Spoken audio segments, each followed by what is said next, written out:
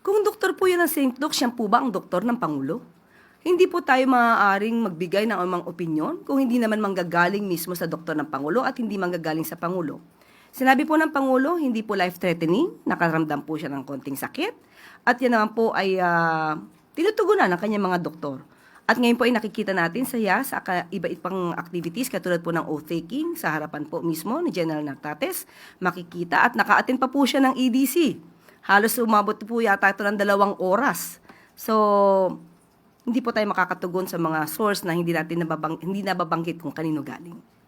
Yung medical bulletin from the doctors themselves po, hindi pa pwede, mas makabubuti kung sila na mismo ang magbigay ng medical bulletin? Sa ating pagkakaalam po, pagka naglabas ng medical bulletin, dapat si serious illness.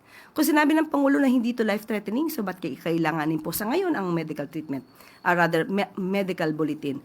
Samantalang kami naman po ay nagpo-provide sa inyo kung anong ang kalagayan ng kalusugan ng Pangulo. Mas reliable po kasi pag doktor ang nagsalita, ma'am. Mas reliable po siguro mismo ang Pangulo nagsasabi kung ano po ang kanya nararamdaman. Pero hindi naman siya doktor, ma'am. So, Pero siya, katawan niya naman po yun. okay. Next question po. Maricel Halili, TV5. Good morning.